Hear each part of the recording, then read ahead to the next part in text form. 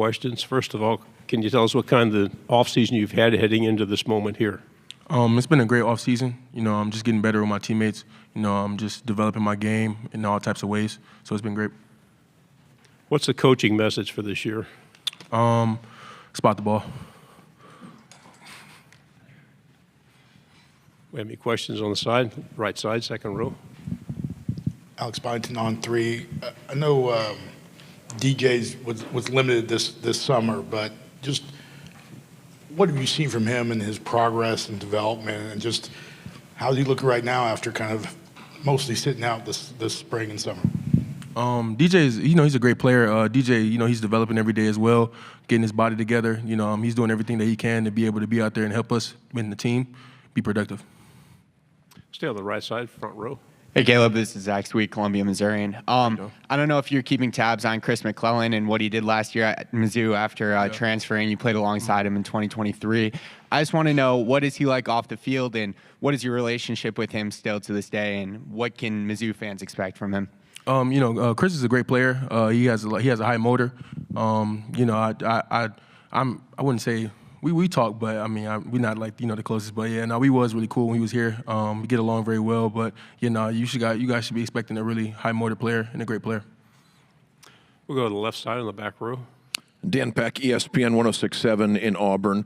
Just describe playing for Coach Napier, and what you tell folks about him, and any sort of growth or development you've seen at a coach in your time at Florida. Yeah, no, coach. He's a great coach. He's one of the greatest coaches I've ever been with. When I was at Louisville, I didn't have much film, but when I transferred, he believed in me, and I really appreciate that. And he put me in the best spot to be able to be productive. And I'm here now at SEC Media Day, so yeah, he's a great guy. We'll go on the aisle here, fourth row. Hey, Caleb, Kyle Wood, Athlon Sports. You opted to come back for the season. I'm just curious if you could share a little bit more about your reason behind that, and if there's anything that you saw from DJ Lagway that inspired your decision to return. Yeah, it wasn't just DJ Lagway. It was the whole entire team. I wanted to come back and play with my guys. I wanted to be the first male in my family to graduate, first generation to graduate. I feel like that was very important, and just come back to get a national championship, and of course, have a higher draft stock for the NFL in the future. So yeah. Left side, third row. Yeah, Tyler Shaw with KBTX in College Station.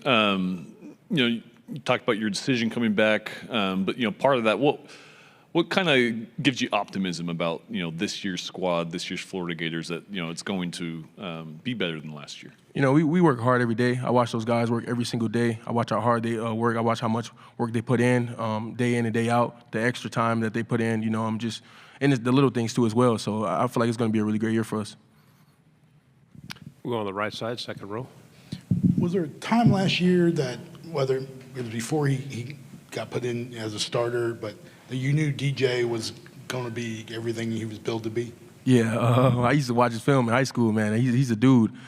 Just like the little things that he do, like to critique his game, I think he's a great player. And I once he went in, we didn't have no type of doubt that he would be able to take over and be able to help us win that game. Yeah, I watch him in practice. I'm in the backfield all the time in practice with him. So I watch him. I watch how he be in practice. He's a good guy. He's a good player. You talked about improving your draft stock. What do you think you have to work on the most? My run game. I think my run game will be the biggest thing for me this year. My pass rush, honestly everything. My pad level, I think I can get improved in everything. There's always room for improvement. So just got to keep going. We'll go back here on the aisle on the fourth row. If you could raise your hand higher next time, please. Obviously, the team ended on a high note on that winning streak. How do you kind of carry that momentum from last season into a new year, and how do you also avoid the slower start that you all had in 2024? Honestly, I think it's a mindset thing. I think if we have the right mindset going into the season this year, and we have a great fall camp, we'll be able to go out and be successful this year. Back on the right side. You talk about your appreciation for Billy, or Coach Napier. What's it like as a player to kind of hear and see the headlines or the speculation about your coach's job status? Obviously, he's got to deal with it, but what's it like internally among the team? We all believe in Coach Napier. We know he's a great guy. We know he's a great coach, and we believe in everything that he's done for us. He puts us in a great position every single day with everything that we do. So, we love him. We'll go on the left side, back row. Florida's a program that has its share of rivalry games: LSU, Tennessee, Georgia, Florida State. Do you have a particularly favorite game, to play, a game you look forward to on the schedule? I'm looking forward to every single game. Honestly, I don't have anyone picked out. I'm ready to play ball. On the aisle, please. What do you remember from the Texas A&M game last year, and then how much you're looking forward to going on the road this time to Kyle Field? That was a great game. We had our times. They shot at us, we shot at them. But I feel like this upcoming season, if we just be more disciplined with certain things as a defense, we can have a great year and a great game against them. Right side. Harrison Reno, UJ Sports. Caleb, what do you remember from last year's game against Georgia, and what is the team's mindset going into this year? As before Lagway went down, it looked like y'all were going to take it to him. Yeah. That was a great game. Georgia was a good game. We almost had them. I feel like we almost had them, but honestly, we just got to get them next time. There's really nothing else to say about that. We'll see them soon. So we just got to play our best game we can play. We'll go in the back. A lot's been made of how difficult it is to go into the swamp as an opposing team. What's it like playing in front of that in front of that crowd as part of the Gators? Oh no, it's crazy. It's probably the craziest environment I've ever played in. I love our fans. I love the Florida Gators. I feel like the swamp is just the best place to play at night and in the daytime. They bring it anytime, so it's amazing. Front row, please. Jacques Doucet, WAFB in Baton Rouge.